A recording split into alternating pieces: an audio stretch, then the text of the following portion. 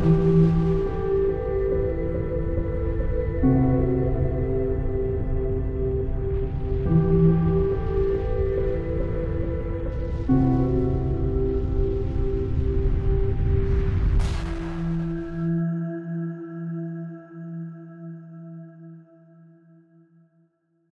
les amis, nous sommes le mercredi 5 août 2020.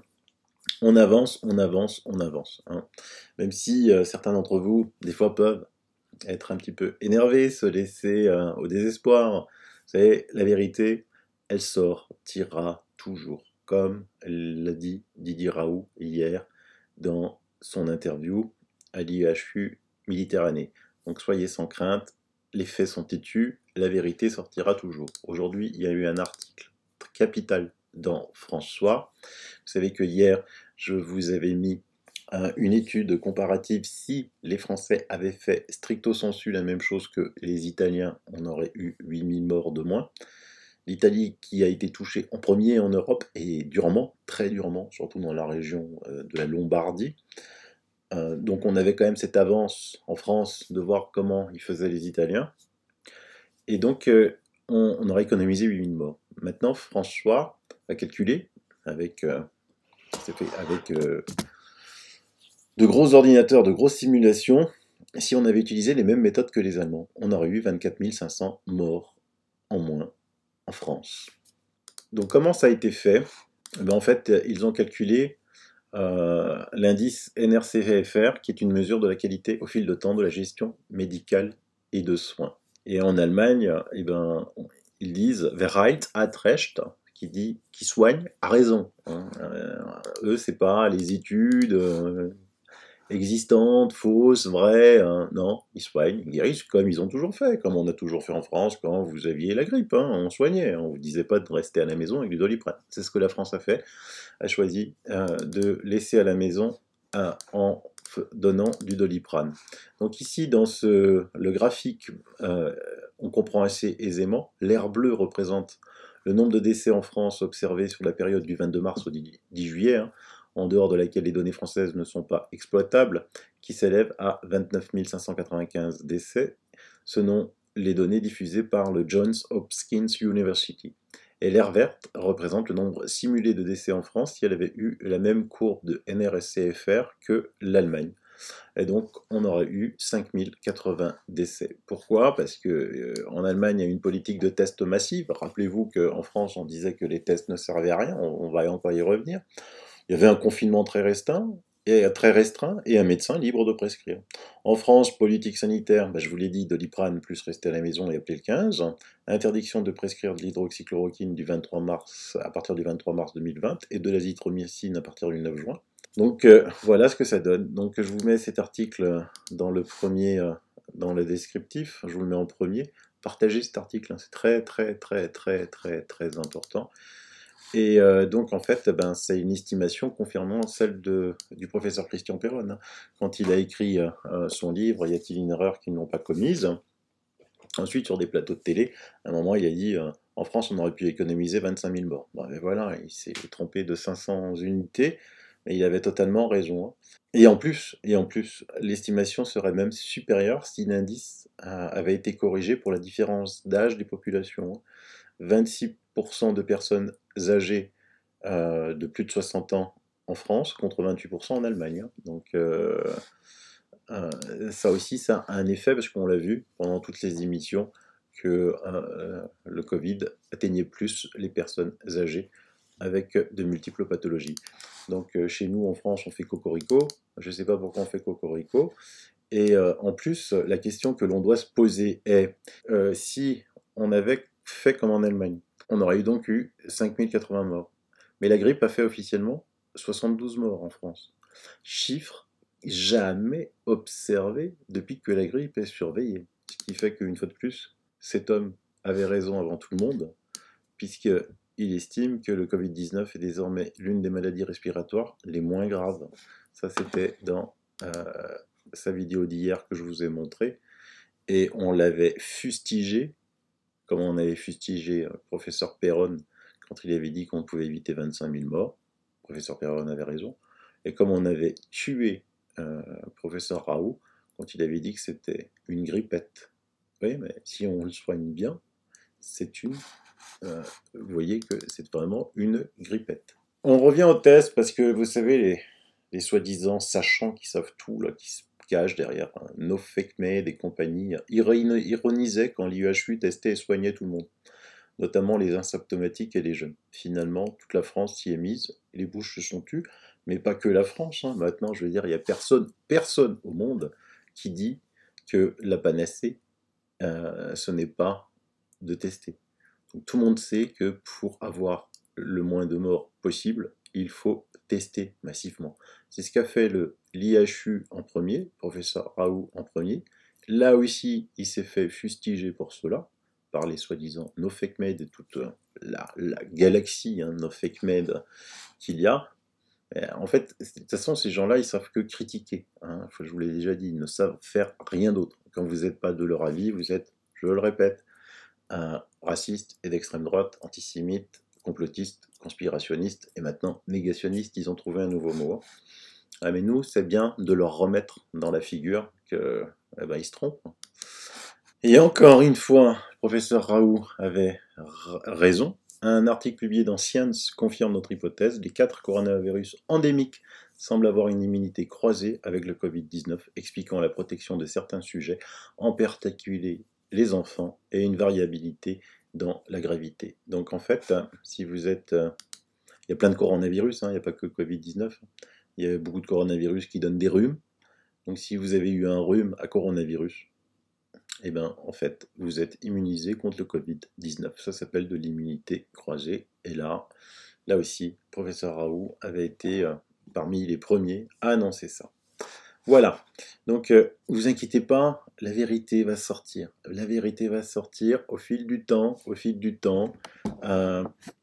eux, ils ont tout. Les médias, ils ont tout. Mais nous, on a la vérité pour nous. Donc, on est tranquille et elle sortira. Pour nos amis belges, allez, ce n'est pas 60, mais plus 1% de cas confirmés. L'ex-recteur et virologue de l'université de Liège, Bernard Rentier, dénonce le catastrophisme de Sciences Anno.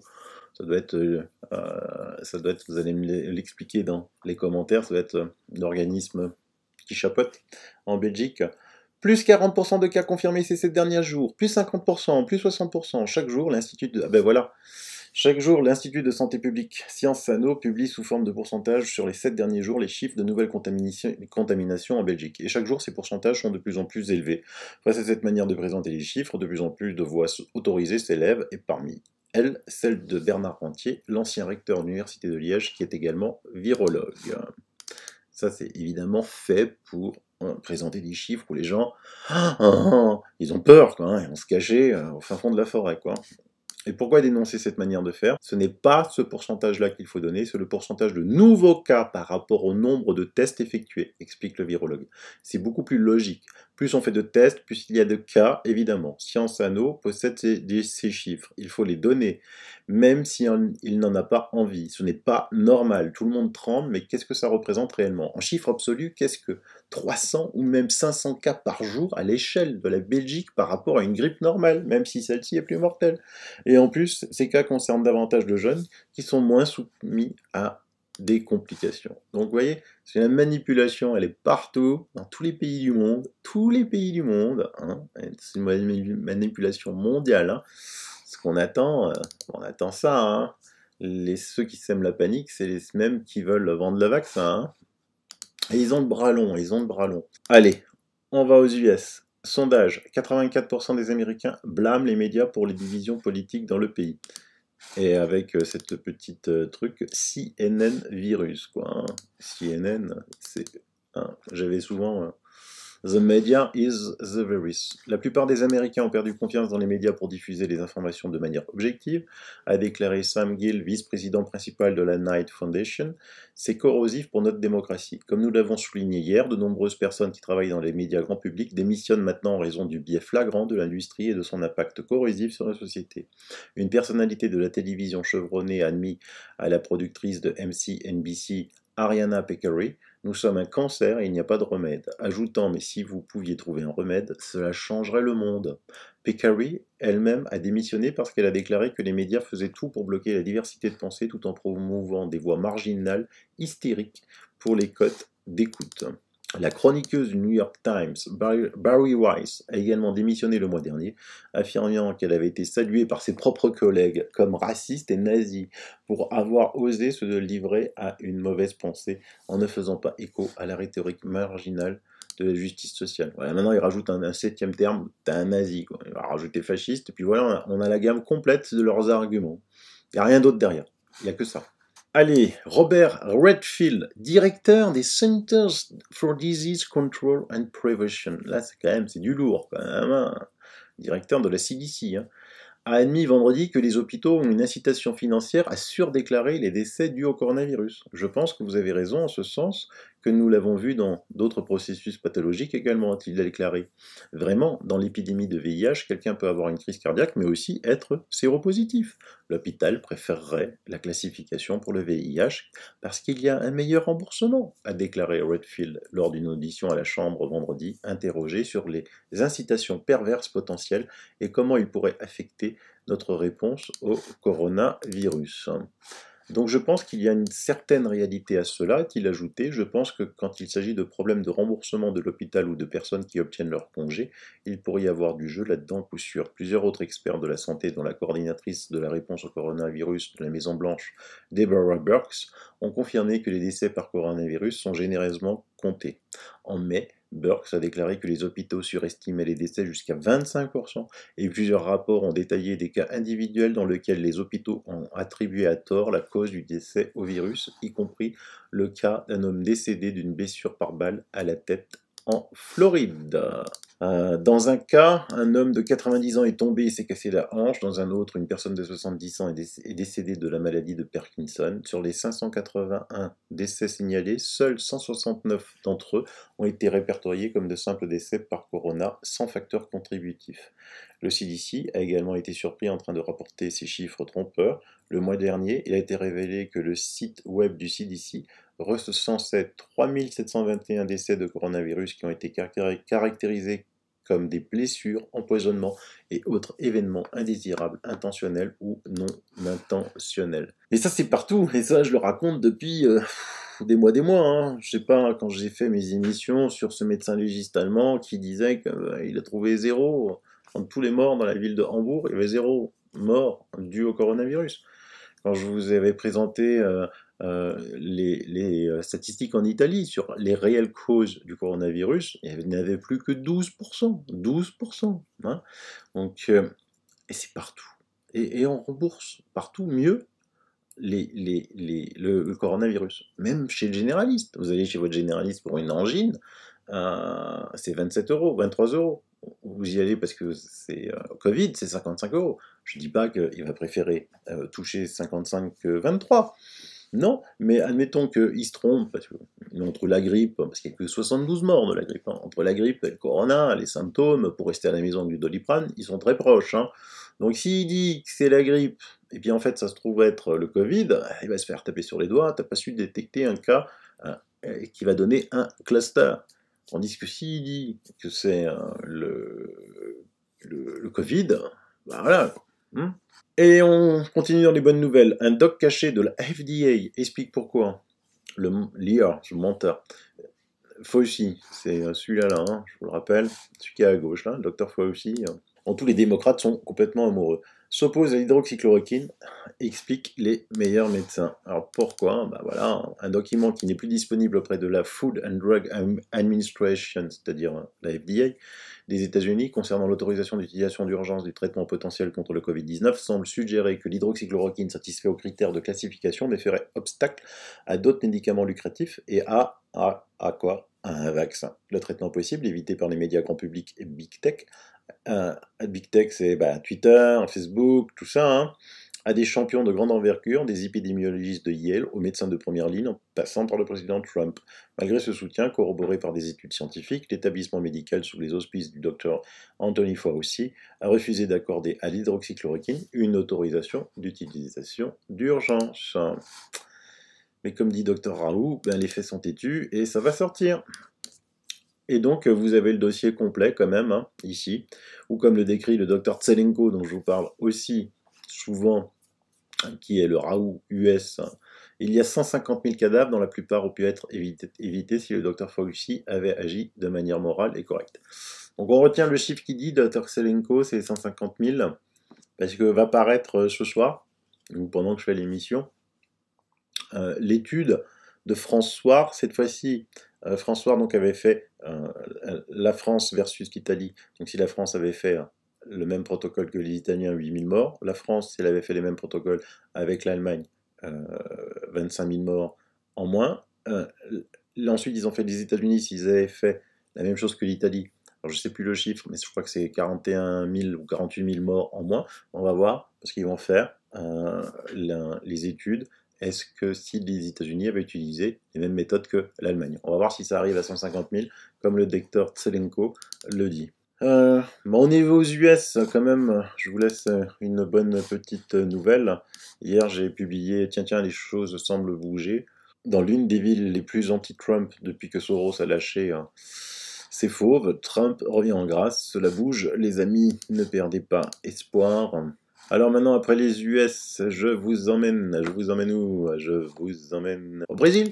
Allez, on va faire un tour au Brésil. Après l'utilisation de la chloroquine, le taux d'occupation des lits de soins intensifs passe de 100 à 30% à Sertão-Gino. Hein. La décision d'utiliser les médicaments est prise le 22 juillet et les espaces occupés passent à 25% maintenant après le protocole. C'est même pas 30, c'est 25. Vous avez les courbes, hein, c'est juste hallucinant. Voilà. Comment ils pourront cacher ça encore très longtemps? C'est juste pas possible. C'est juste pas possible. Allez, on en remet une couche et je vous emmène en Turquie. La Turquie a réussi à tester des millions de personnes pour le virus et a enregistré plus de guérisons de la maladie que d'infections au cours des 4 dernières semaines. C'est traduit de l'américain, c'est pas tellement top. Hein. L'un des principaux médecins du pays a déclaré à Sky News que le taux de mortalité relativement faible de la Turquie était dû au vaste réseau de tests et de traçabilité, ainsi qu'à un traitement agressif au premier stade de la maladie. Là, tout Raoult est résumé là. Un vaste réseau de tests et de traçabilité, c'est ce qu'il a fait, et on s'est moqué de lui. Un traitement agressif au premier stade de la maladie. L'hydroxychloroquine, il disait, plus tôt on la donne, mieux c'est. Les Turcs, ils ont fait. Hein. Et le professeur donc Nurettin Yildiz a déclaré que l'administration turque avait également fabriqué et administré son propre médicament à base d'hydroxychloroquine, approuvé de manière controversée par le président Trump. Ouais, ça, on ne va pas y revenir. Et donc le nombre officiel de décès dus au Covid-19 dans le pays est inférieur à 6 000 sur une population de 83 millions d'habitants. À comparer par exemple aux 46 000 décès au Royaume-Uni qui n'ont jamais voulu entendre parler d'hydroxychloroquine, malgré une population de 66 millions d'habitants. Des petites news en France, la Mayenne s'estime stigmatisée injustement pour sa gestion de l'épidémie. Nos services de réanimation sont vides de patients Covid-19, font remarquer les élus. Ils préviennent qu'ils n'accepteront pas de mesures de rétorsion du style confinement. On les comprend, c'est bien, ça bouge, y compris en France. En France, où on fait toujours cocorico, on veut tout faire mieux que tout le monde, y compris sur l'application Stop Covid. Je vous avais dit que l'application Stop Covid, quasiment tous les pays au monde avaient accepté ce que Apple et Google avaient proposé hein, pour les Android, pour les smartphones Android et pour les smartphones Apple. Ça n'a pas, les Français non. Hein, ils voulaient un truc à eux, propriétaire. Ben, rapport sévère de la commission du loi de Sénat, je vous le mets aussi, vous pouvez la lire. En gros, 3 semaines après le lancement de l'application Stop Covid n'a permis d'avertir que 14 utilisateurs d'un risque de contact avec une personne contaminée. Elle a été téléchargée moins de 2 millions de fois, avec un quart des utilisateurs l'ayant finalement désinstallée. Voilà, on veut toujours faire mieux que tout le monde, on veut donner des leçons à la terre entière. Et au final, on est toujours les plus mauvais et la risée de tout le monde. C'est hélas comme ça. Que voulez-vous faire? Vous avez été quelques-uns dans les commentaires en me disant « Ah, il y a Libération qui a sorti un article en disant que Carlo Brusin s'était trompé et que c'était pas vrai hein, que concernant l'amende, concernant les masques. » Non, attendez, c'est Libération, les enfants. Vous n'allez pas à moi me donner des fake news, quoi, hein, c'est juste hallucinant. Hein. Donc, Maître Brousin, je vous mets le lien sur son site Réaction 19. Il a écrit une belle lettre commandée de 5 pages à Libération. Hein, voilà, en disant... alors je vais pas la lire, parce qu'elle est longue, mais elle est très très bien faite. Et donc il demande un droit de réponse, et il demande à Libération de publier là sa réponse, et que je vous invite à lire sur le site réaction.fr. Et en plus, vous avez Jean-Marc Legarce, juriste, ancien président du tribunal administratif de Nice, qui est attaché à la liberté individuelle de chacun. Notre système juridique accorde à certains et pas à d'autres le pouvoir d'aller contre cette liberté fondamentale. Et dans le cas du port du masque, le pouvoir du maire, c'est peanuts.